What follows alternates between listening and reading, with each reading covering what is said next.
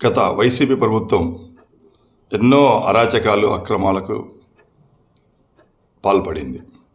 అందులో ముఖ్యంగా తిరుమల తిరుపతి దేవస్థానం లడ్డు విషయంలో కల్తీ చేయడము, ఎంతోమంది వేల కోట్ల రాష్ట్ర భారతదేశమే కాకుండా విదేశాల్లో ఉన్నటువంటి తిరుమల తిరుపతి శ్రీ వెంకటేశ్వర కలియుగ దైవం వెంకటేశ్వర స్వామి భక్తుల మనోభావాలు దెబ్బతినే విధంగా ఈ కార్యక్రమాలు చేయడము చాలా శోచనీయం.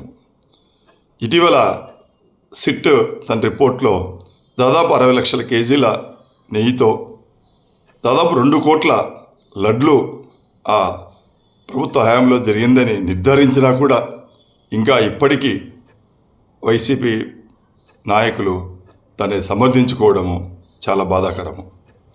కాబట్టి నేను రాష్ట్ర ప్రభుత్వాన్ని కోరేది ఏంటంటే, ఎట్లా ఇప్పుడు సిట్ రిపోర్ట్ వచ్చింది కాబట్టి తక్షణమే మీరు రాష్ట్రంలోని భక్తుల మనోభావాలు, దేశంలోని భక్తుల మనోభావాలు దెబ్బతినకుండా సనాతన ధర్మాన్ని మనము పాటిస్తూ హిందువులందరికీ కూడా ఒక భరోసా ఇస్తూ తక్షణమే ఆ యొక్క కల్తీ లడ్డు చేసిన వ్యక్తుల మీద తక్షణమే కఠినమైన చర్య తీసుకోవాల్సిందిగా నేను రాష్ట్ర ప్రభుత్వానికి విజ్ఞప్తి చేస్తున్నాను.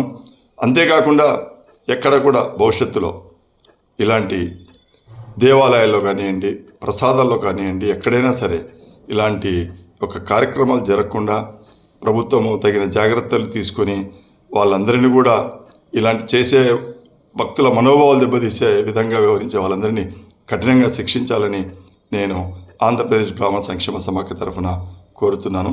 నమస్కారం.